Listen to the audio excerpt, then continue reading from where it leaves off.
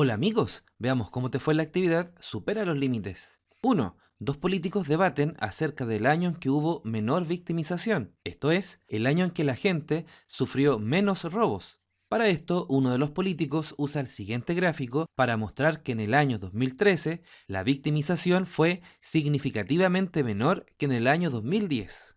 ¿Estás de acuerdo con la afirmación del político?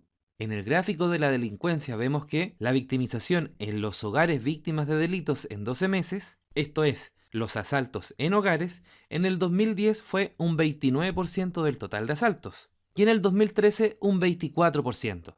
En el gráfico vemos que en el año 2013 efectivamente hubo menos asaltos en hogares que en el 2010. ¿Pero estás de acuerdo en que fue significativamente menor comparado con el año 2010? Muy bien, la respuesta es que usando este gráfico no es así. Si hacemos un gráfico utilizando estos datos, debiera verse de la siguiente manera. Notemos que 29% es aproximadamente 30% y 24% es aproximadamente un 25%. Nos sirve pensarlo de esta forma dado que 30 y 25 son múltiplos de 5. Si el eje vertical lo graduamos de 5 en 5, vemos que en el 2013 el porcentaje es apenas 5% más pequeño que el del 2010, que es aproximadamente un 30%. Entonces, si dividiéramos la primera barra en 6 partes iguales, en donde cada una valga un 5%, podemos ver que el 2013, el porcentaje de asaltos es apenas un sexto menor del 2010 y no la mitad como pretendía mostrar el gráfico del político. Por lo tanto, la respuesta a la pregunta es que no, dado que el gráfico está manipulado. Bien, sigamos.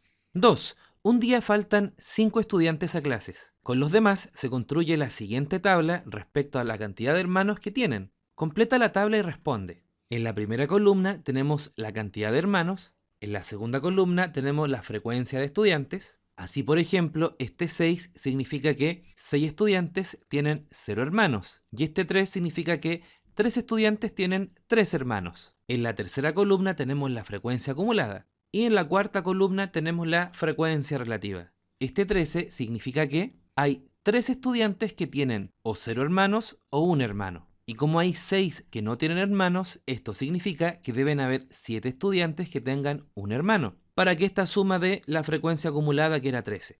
Ahora recordemos que la frecuencia relativa la obteníamos dividiendo la frecuencia del total de datos. Y en este caso no sabemos el total de datos, ni tampoco la frecuencia, pero 0,2 lo podemos pasar a fracción. Una fracción sería 2 décimos. Esto nos dice que si en total tuviéramos 10 datos, 2 corresponderían a los estudiantes que tienen 2 hermanos. Pero en total no tenemos 10 datos, dado que los dos primeros ya suman 13.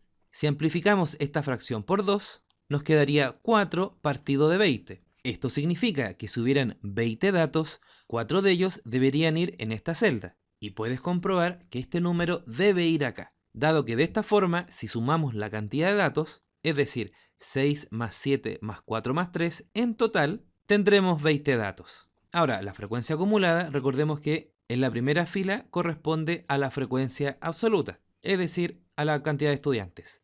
Para la tercera fila sumamos 4 con 13, dándonos 17, y finalmente para la última fila sumamos 3 con 17, que nos da 20, que debe corresponder siempre con el total de datos. Ahora, para la frecuencia relativa, simplemente dividimos o formamos la fracción entre la frecuencia y el total de datos. 6/20, en la segunda fila va a ser 7/20 y en la última fila va a ser 3 partido de 20. En decimal, el primero va a ser 0,3, el segundo va a ser 0,35 y el último va a ser 0,15. Y puedes comprobar que toda esta suma nos va a dar el entero. La pregunta decía, ¿es cierto que la mayoría de estudiantes de ese curso, contando a los que faltaron, tienen hermanos? Recordemos que esta tabla se hizo con los estudiantes que fueron a clases, es decir, 20 personas, pero faltaron 5. Hasta el momento, las personas que tienen hermanos son las que están en estas 3 filas, es decir, 14 personas. Es decir, hasta el momento, con las personas que vinieron, la mayoría tiene por lo menos un hermano. Ahora, si estas 5 personas que faltaron no tuvieran hermanos, quiere decir que en vez de haber 6 estudiantes con 0 hermanos, habrían 11, porque 6 más 5 es 11. pero aún así las 14 personas con hermanos son más. Por lo tanto, la respuesta es verdadero. Esto es que la mayoría de personas de ese curso tiene hermanos. Sigamos. 3. A continuación se muestran las hectáreas que producen maíz en algunas regiones. Indica en el gráfico circular la región que le corresponde a cada zona. Recordemos que en los gráficos circulares se suelen utilizar porcentajes. Sin embargo, aquí no es necesario, dado que lo único que debemos procurar es que a menor tamaño, menor hectárea, y a mayor hectárea le corresponde mayor tamaño en el gráfico circular. Como en la cuarta región está la menor cantidad de hectárea, significa que le corresponde la menor parte en el gráfico. Es decir, aquí iría la cuarta región. Le sigue la séptima región, y comparando tamaños vemos que le corresponde esta zona.